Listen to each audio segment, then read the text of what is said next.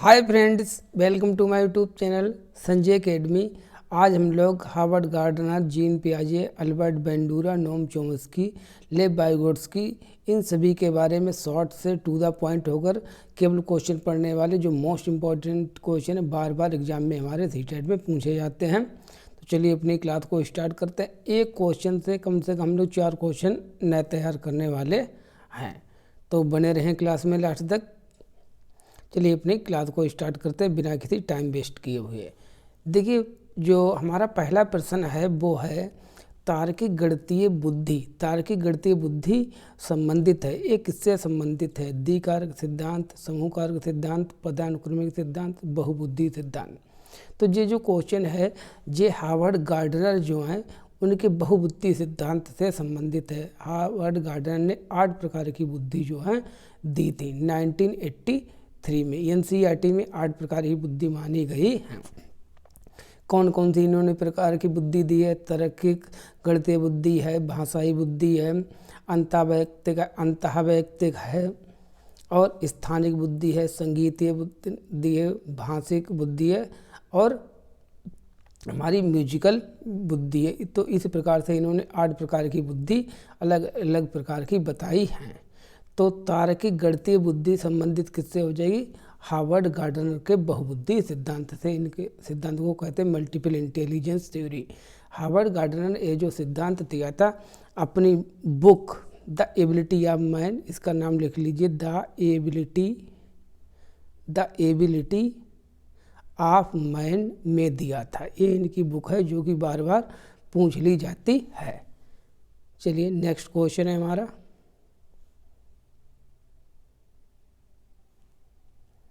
निम्नलिखित में से किस प्रकार की बुद्धि का प्रयोग लेखकों द्वारा किया जाता है? जो लेखक होते, पढ़ने वाले हैं, जो कवि होते हैं, वो किस प्रकार की बुद्धि का प्रयोग करते? तो देखिए, जो लेखक होते, जो कवि होती, वो स्थानिक बुद्धि, ये तो मूर्तिकार के द्वारा यूज की जाती है। जो मूर्ति बनाते हैं वो इसका प्रयोग करते हैं स्थानिक बुद्धि का।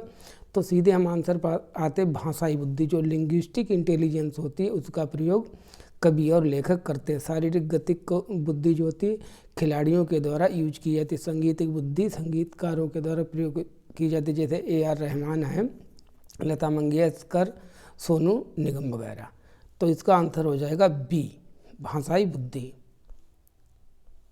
क्वेश्चन नंबर 3, प्रत्येक बुद्धि एक दूसरे से भिन्न होती है। प्रत्येक बुद्धि एक दूसरे से भिन्न होती है, कथन निम्न में से किसका है? ये बात किसने कही थी कि जो बुद्धि होती वो एक कारक, बुद्धि जो है एक कारक ना होकर बहुकारक होती है। बहुकारक होती, इसलिए इनके सिद्धांत को बहुकारक सिद्धांत भी कहते हैं। ये बात किसने कही थी? हार्वर्ड गार्डनर ने कही थी। कब इन्होंने अपना सिद्धांत दिया था? 1983 में। द एबिलिटी ऑफ मैन जो है वो इनकी बुक है। क्वेश्चन नंबर 4, संज्ञानात्मक विकास के किस चरण पर बच्चे केंद्रीकरण को प्रदर्शित करते हैं? एक क्वेश्चन जीन पियाजे के संज्ञानात्मक विकास से संबंधित है। जीन पियाजे ने संज्ञानात्मक विकास की कुल 4 अवस्थाएं दी हैं। इन अवस्थाओं को हम SPCF ऐसे एक्रोनाम बनाकर याद रख सकते हैं। S पर sensory motor stage, pre operational stage, C पर कंक्रीट ऑपरेशनल स्टेज, F पर फॉर्मल ऑपरेशनल स्टेज। देखिए, इनकी अलग अलग एज है। पूर्व जो संवेदी प्रेरक चरण है इसकी एज है जन्म से लेकर 2 वर्ष। पूर्व संक्रियात्मक चरण की जो एज होती है वो होती है 2 वर्ष से 7 वर्ष। मूर्त संक्रियात्मक की जो एज होती है वो 7 वर्ष से होती है 11 वर्ष। और जो औपचारिक संक्रियात्मक चरण है, जो सबसे सीखने का उच्च स्तर है, चौथी अवस्था है, उसकी एज है 11 वर्ष से 18 वर्ष। तो केंद्रीकरण, तो इसके लिए आपको एक ट्रिक याद रखनी है, जैसा कि मैंने आपको बताया CSC का मतलब है यहाँ पर 3 चीज़ें हैं। CSC में 3 चीज़ें आती, C for conservation, S for seriousness, C for classification. मतलब कंजर्वेशन, जहाँ पर संरक्षण की बात की जाए, संरक्षण। S फॉर सीरियसन मतलब श्रेणीकरण, चीज़ों को क्रम से लगाया जाए। और C फॉर होता है केंद्रीकरण। तो ये तीनों चीज़ें सी से स्टार्ट होती हैं और इसको इसलिए हम किस अवस्था में रखा है, मूर्त संक्रियात्मक अवस्था। मूर्त संक्रियात्मक अवस्था की इंग्लिश होती है कंक्रीट ऑपरेशनल स्टेज। तो इन तीनों को है, इसमें केंद्रीकरण की बात की है, हो सकता है अगली बार श्रेणीकरण या संरक्षण करके पूछ लिया जाए, ये सभी पूछे हुए क्वेश्चन हैं।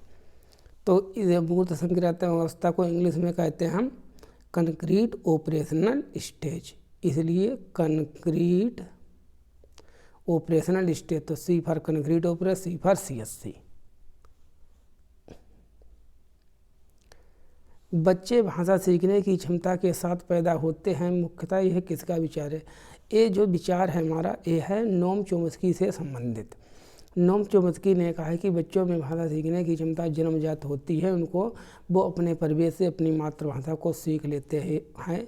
बच्चों में भाषा सीखने की क्षमता जन्मजात क्यों होती है? क्योंकि जब बच्चों का जन्म होता है तब उनके दिमाग में एक काल्पनिक डिवाइस होती है जिसका इन्होंने नाम LED दिया है।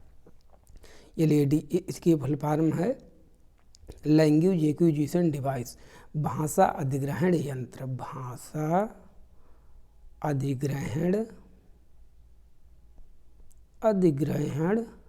यंत्र, ठीक है, सीखने का यंत्र, लैंग्वेज एक्विजिशन डिवाइस। तो इसका आंसर हो जाए हमारा तीसरा। निम्नलिखित में से किस मनोवैज्ञानिक ने भाषा अधिग्रहण यंत्र LED की संकल्पना दी? तो इसका सीधे हमारा आंसर हो जाएगा नोम चोम्स्की, लैंग्वेज एक्विजिशन डिवाइस, क्योंकि बच्चों में भाषा सीखने की क्षमता होती है जन्मजात।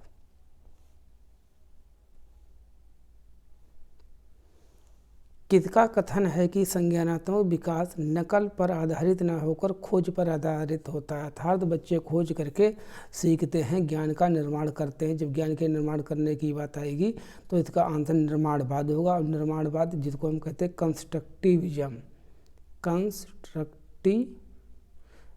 और कंस्ट्रक्टिविज्म को किसने दिया है? जीन पियाजे ने दिया है। विकास से संबंधित निर्माण एवं खोज का सिद्धांत निम्न में से किसने दिया? तो निर्माण एवं खोज, जहाँ पर ज्ञान कैसे निर्माण करने की, सीखने की बात आएगी खोज करके, उसका आंसर हमेशा होगा जीन पियाजे, क्योंकि जीन पियाजे को रचनावाद का पिता कहा जाता है। रचनावाद का पिता किसको कहा जाता है? जीन पियाजे। और जीन पियाजे कहाँ के रहने वाले थे? जीन पियाजे स्विट्जरलैंड के रहने वाले थे।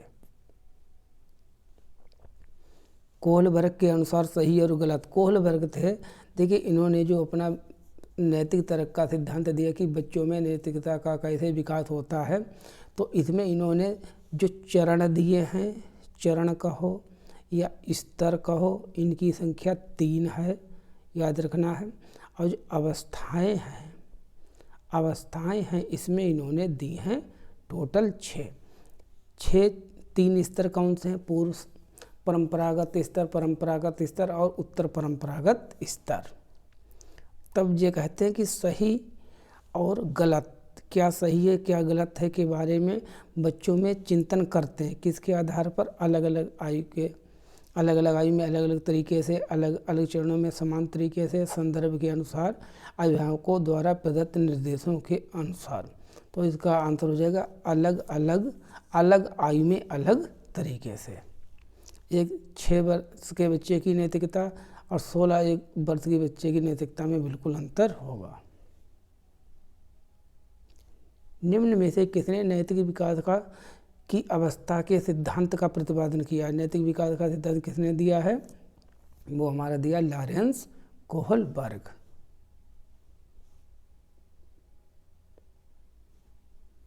कोहलबर्ग ने नैतिक विकास को कितने चरणों में विभाजित किया है? तो 2 चरण, 3 चरण, 4 चरण, 8 चरण। तो कोहलबर्ग ने नैतिक विकास को 3 लेवल में डिवाइड किया, जिसको कहते हैं 3 चरण। और स्टेज कितनी है? अवस्थाएं मतलब कितनी दी हैं? अवस्थाएं इन्होंने टोटल 6 दी हैं। जेरोम ब्रूनर कौन थे? जेरोम ब्रूनर खगोलविद, भूगर्भशास्त्री, मनोवैज्ञानिक। तो जेरोम ब्रूनर जो थे वो जीन पियाजे, लॉरेंस कोहलबर्ग, जीन पियाजे की वाइगोट्स्की की तरह एक मनोवैज्ञानिक थे जिन्होंने बच्चों के सीखने संबंधी सिद्धांत दिया है। क्वेश्चन नंबर 13, कितने बच्चों की अंतःक्रियाओं को उनके सीखने का मूल आधार माना है? मतलब बच्चे जो हैं मूल रूप से अंतःक्रियाओं के माध्यम से सीखते, बातचीत करके सीखते, एक दूसरे से भाषा के माध्यम से सीखते हैं। तो ये सिद्धांत दिया लेव वाइगोट्स्की जी ने। देखिए जहाँ पर ESCEL 3 चीज़ें याद रखना, इसकी ट्रिक जो है वाइगोट्स्की की। यस फॉर सोसाइटी समाज, जहाँ पर समाज द्वारा सीखने की बात की जाए। सी फॉर कल्चर संस्कृति, जहाँ पर संस्कृति के द्वारा सीखने की बात की। एल फॉर लैंग्वेज, जहाँ पर भाषा द्वारा सीखने की बात की जाए। उसको किसने दिया है? वो लेव वाइगोट्स्की जी ऐसी बात करते हैं। सामाजिक अधिगम का सिद्धांत किसने दिया? समाज के द्वारा हम सीखते हैं, प्रत्येक लोग समाज के द्वारा सीखते हैं। तो इस सिद्धांत को अल्बर्ट बंडूरा ने दिया है, ना कि नोम चोम्स्की। नोम चोम्स्की ने कौन सा दिया? ये लेडी वाला, बच्चों में भाषा सीखने की क्षमता जन्मजात होती है। जेरोम बिनर एक रचनावादी थे और रेंजुली ने बच्चों में रचनात्मकता का संबंधी सिद्धांत दिया। तो सामाजिक अधिगम का सिद्धांत अल्बर्ट बंडूरा ने दिया है, जो कि कनाडा के रहने वाले थे। इन्होंने एक प्रयोग किया था अल्बर्ट बंडूरा ने, जिसमें इन्होंने दिखाया था कि बच्चों को जो भी फिल्मों में दिखाया जाता उसी प्रकार से वो सीख जाते हैं। अगर बच्चों को मार धार वाली, लड़ाई वाली, मार काट वाली, हिंसात्मक फिल्में दिखाएंगे तो बच्चे उसी प्रकार के व्यवहार को सीख जाएंगे। तो किस सिद्धांत के अनुसार? सामाजिक अधिगम का सिद्धांत। संज्ञानात्मक सिद्धांत के अनुसार सामाजिक सांस्कृतिक सिद्धांत जे लेव वाइगोट्स्की ने दिया है समाजमिति के नियम के अनुसार। तो ये हमारा पहला वाला आंसर सही है, सामाजिक अधिगम के सिद्धांत, जो कि अल्बर्ट बंडूरा ने दिया है। वाइगोट्स्की के अनुसार पाड़ या स्कैफोल्डिंग क्या है? स्कैफोल्डिंग किसको कहते हैं? क्या होती है स्कैफोल्डिंग? सीखने में अस्थायी मदद, शिक्षण प्रक्रिया, सहयोगात्मक अधिगम, सामाजिक अनुबंध। देखिए अगर कोई बच्चा है वो 4 की टेबल याद कर रहा था, 4 की टेबल सही से याद नहीं कर पा रहा था, कहीं कहीं पर रुक जाता था, सही से याद नहीं हो पाती, तो आपने उसको मदद कर दी और बच्चा फिर 4 की टेबल को बिल्कुल सही प्रकार से सीख गया। तो इस प्रकार से सीखने में की गई अस्थायी तौर पर मदद को हम स्कैफोल्डिंग कहते हैं। सीखने में अस्थायी मदद। किसने सामाजिक सांस्कृतिक विकास का सिद्धांत दिया? तो सामाजिक सांस्कृतिक विकास का सिद्धांत दिया है पियाजे ने। इन्होंने संज्ञानात्मक विकास का सिद्धांत दिया है। कोहलर ने दिया है नैतिक विकास का सिद्धांत। तो इसका आंसर हो जाएगा वाइगोट्स्की। देखिए इनके नाम सिद्धांत से के लिए सामाजिक मतलब समाज के द्वारा सीखने पर जहाँ पर बात की जाए, संस्कृति के द्वारा जहाँ पर सीखने की बात की जाए, कल्चर के माध्यम से, उसको सिद्धांत को लेव वाइगोट्स्की जी ने दिया है। निम्न में से कौन सी अवस्था संवेगों की तीव्र अभिव्यक्ति की अवस्था होते हैं? संवेग की अवस्था में तेज होते हैं, मार देंगे, काट देंगे, अगर वो नहीं मिली तो हम ये कर लेंगे, ठीक है। सब मोह माया है। प्यार विषमलिंगी आकर्षण किस अवस्था में सबसे ज़्यादा होता है? वो होता है बाल्यावस्था, नहीं किशोरावस्था। इसका आंसर सीधा सा हमारा किशोरावस्था। किसने सीखने में सांस्कृतिक उपकरण कल्चरल टूल्स की बात की गई है? बच्चे किस मनोवैज्ञानिक के अनुसार बच्चे में संस्कृति जो उसकी होती है वो सीखने में महत्वपूर्ण भूमिका निभाती है? पियाजे, लेव वाइगोट्स्की, रास कोहलबर्ग। तो सीधे इसके आंसर पर आते हैं लेव वाइगोट्स्की ने, और अंतःक्रिया की बात की है। संघर्ष व तूफान की अवस्था कौन सी है? किसको कहते हैं? तो इसको कहते हैं बाल्यावस्था, किशोरावस्था को कहते हैं। और ये कहा किसने, ये भी पूछ लिया जाता तो लिख लिए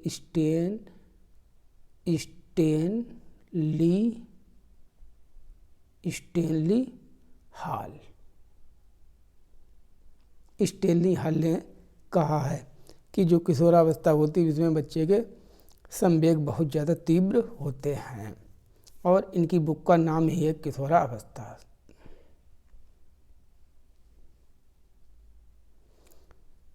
पियाजे के संज्ञानात्मक सिद्धांत के अनुसार वह प्रक्रिया जिसके द्वारा संज्ञानात्मक संरचना को संशोधित किया जाता है, ठीक किया जाता है, तब उसको प्रतिक्षण कहते हैं, समायोजन कहते हैं, या समावेशन कहते हैं, स्कीमा कहते हैं। देखिए जब सीधे सीधे नए ज्ञान को पुराने ज्ञान में जोड़ लिया जाता है तो उसको कहते हैं समावेशन। और जब नए ज्ञान को पुराने ज्ञान में जोड़ने के लिए उसको बदलना पड़ता है पुराने ज्ञान को, तब उसको हम कहते हैं एकमोडेशन, समायोजन। तब इस वाले क्वेश्चन का आंसर हो जाएगा समायोजन।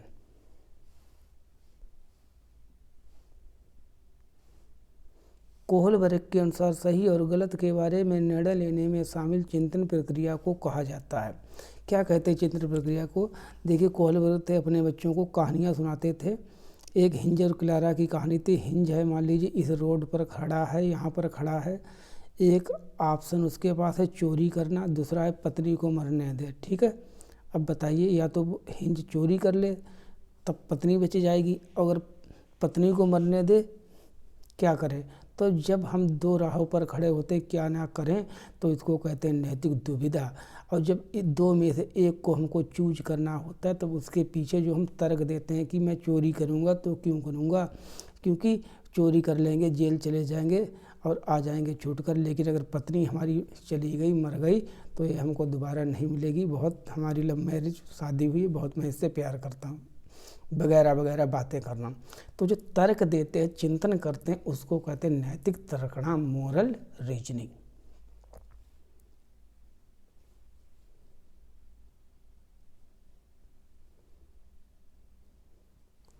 चलिए यहीं तक क्लास को करते हैं। Thank you so much. कैसा लगा वीडियो, इसके बारे में ज़रूर हमको कमेंट करके बताएं। नए हो तो प्लीज़ चैनल को सब्सक्राइब कर लें और क्लास को शेयर कर दिया करें। Thank you so much.